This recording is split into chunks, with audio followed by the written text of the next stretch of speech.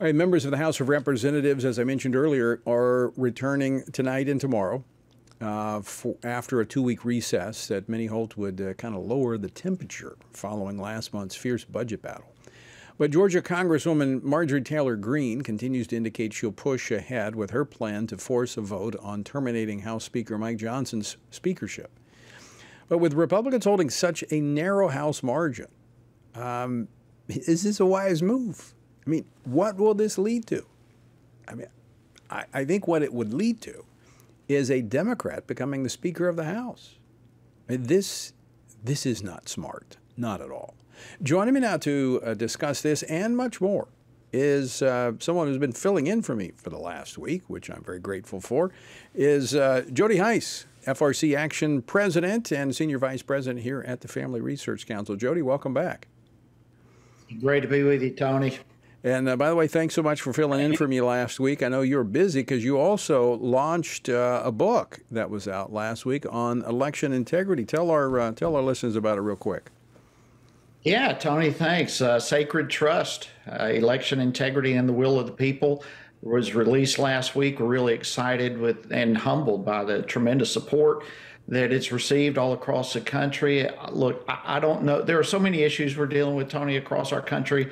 But certainly one of the key issues absolutely is election integrity. And if we as a country lose that and miss that, then we are in serious, serious trouble. And so this book comes out of a lot of experience of being on the tip of the spear in many regards during my time in Congress. And it just offers some practical ways that we can address this problem and make sure our votes count. One legal vote cast, one legal vote counted. That's what it's all about. So really encourage people to go out and get a copy of this book, Sacred Trust.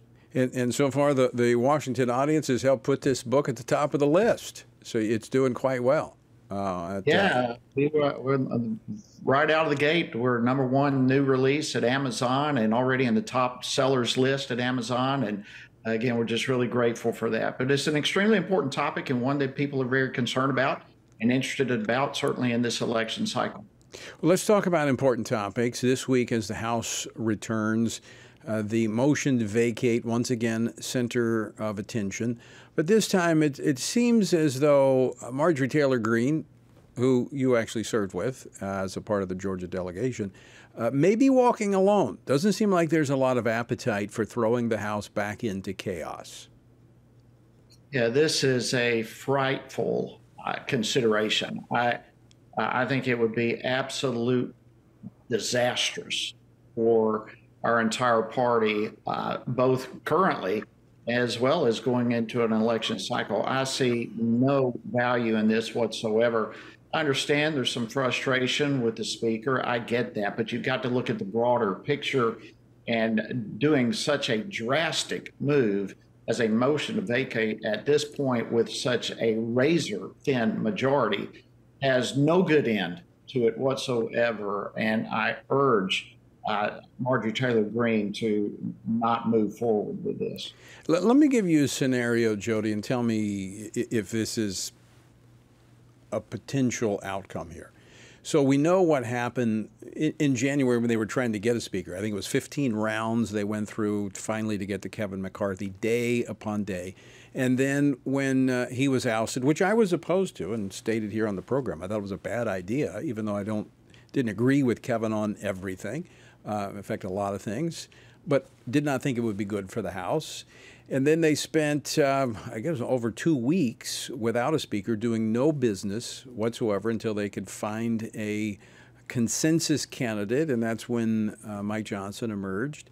And I understand, as you just pointed out, there are people frustrated, but with a conference as diverse as the Republicans have, there's going to be differing opinions there.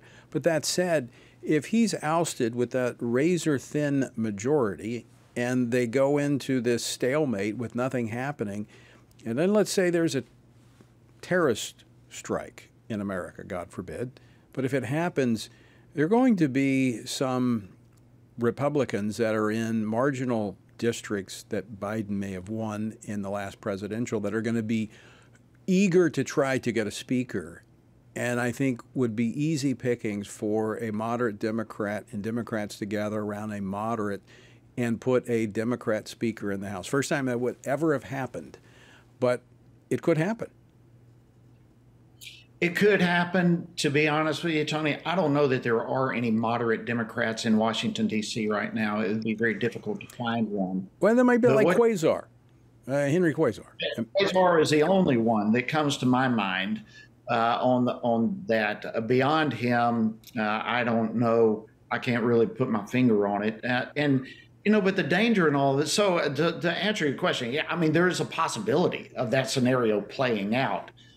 It would be, I think, the end of the political career for any Republican to vote that way. But again, we're only talking one or two people. It is a flip of the coin what could potentially happen in all of this. And so don't risk it. I mean, this is horrible timing. So much is at stake. And if the scenario that you pointed out actually were to take place, it would give the majority in the House, the Senate, and the White House to the Democrats during a time when the Democrat Party is being run really by the radical extremist left wing. And so the end result of that would be disastrous. There would be very little Republicans could do to stop the agenda being advanced by the left.